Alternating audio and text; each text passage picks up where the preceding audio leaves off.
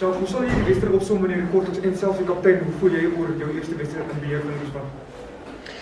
As ek die wedstryd moet opsom, dink ek die eerste helfte het ons 'n paar ek dink ons was baie in Wallis se halfgebied, ons se kwartgebied en ons het nie ons kansse daar voluit benut, sal ek sê nie. En dan sal ek sê die tweede helfte, dink die laaste 15-20 minute, 12-3 voor, dink ek ons dissipline het ons in die steek gelaat en dis hoe Wallis terug in die wedstryd gekom het. Ja, waar dieselfde geleenthede was daar die eerste helfte, wat positief is, so het gekry. En ja, ons het vroeër in die week gevra vir die ouens om dit alles te gee, persoonlik te maak. En ek dink nie ons kom meer gevra het van die ouens nie, vir al die ouens wat hulle debu's gemaak het. Hulle het alles gegee. En ja, trots op die ouens se effort. Maar ja, dit is nie klinies genoeg die laaste 15 minute nie en ek dink dit het ons gekos het. So, how would you rate the two performances from the two tests? First, how would you rate the first test and the second test, the performances from the game? Yeah, the first test, look, it went to the wire in both. The one we were on the win side and the other one we were on the loss. So I thought the performances, like I said, I thought in this particular game, I thought the intensity was there. I thought in the first half we had a couple of opportunities to convert, which inaccuracy cost us. And then the discipline in the second half cost us. That actually gave Wales almost a foot into the door and they got back into the game. In the first test, obviously we weren't clinical in our execution in the first half, but then got some experience in. I thought Billy was instrumental, making it nice and calm. Gaza moving to 10, and Billy running the show from the back. I thought he brought a lot of energy into the test, and yeah, that gave us the opportunity to pull back the lead that Wales had on us. Yeah. Jacques, do you think the full, not having the full bomb squad was quite a difference? Obviously, your bench was quite inexperienced tonight. Was that quite crucial in the last quarter? Look, that's what we wanted. We said from the start we've got a plan with all 42 players, and I think if you have to be quite honest and open about it, I think you can probably go and say, listen, the conservative route would have been, listen, wrap up the series now.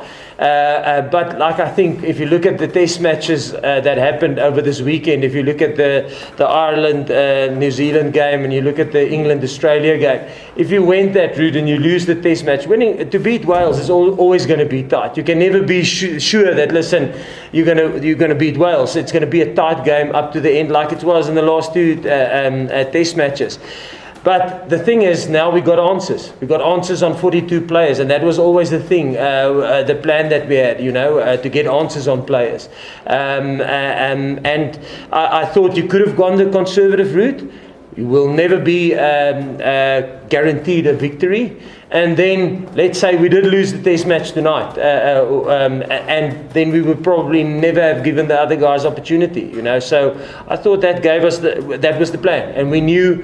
The risks involved, if there is risk, but I think the answers you get out of it is more outweighs the risks. So would you say that even though like at the end you lost it, but most of the answers you got were quite positive for most of the game, weren't they? Yeah, I think like Andre said, we asked for, obviously with guys playing their first test match, guys who's in form in different competitions all over the world. It's always, test matches are different, and small margins cost you games, and it is good for the players also to understand what a test match would be like and what the intensity would be like, what your accuracy levels have to be like. And I think the players would have learned a lot out of it, as we did from them, And like Andre said, we only asked for to bring intensity, and they brought as much as possible. Could the execution be better? Without a doubt.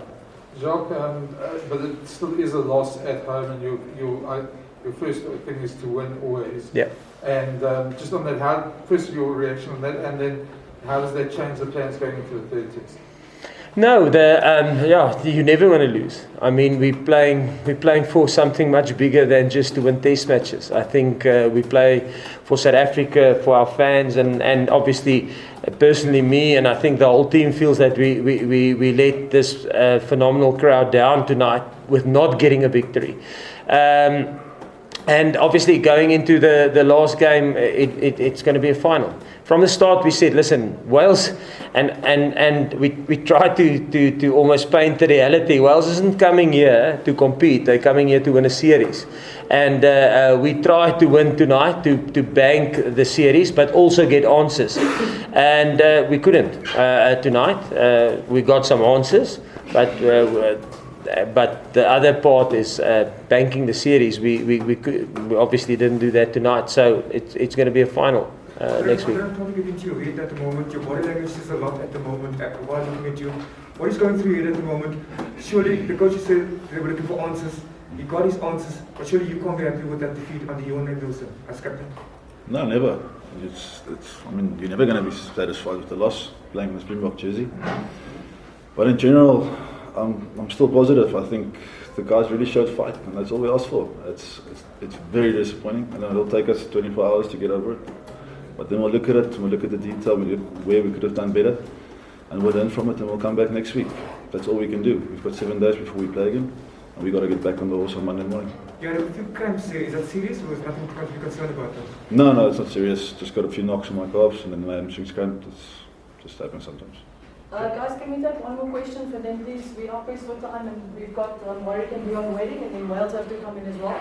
So, can somebody... Jacques, can I just ask, can you give us a bit of an insight into the plan now moving to next week? Is it to win the series solely, or can we expect more experiments? No, it will be to win the series. John, the festival's moving, the party's moving to Cape Town. Why are you guys moving to Hermanuston?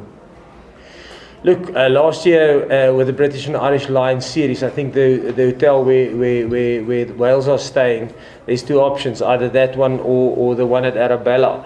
And last year we stayed there for 10 weeks.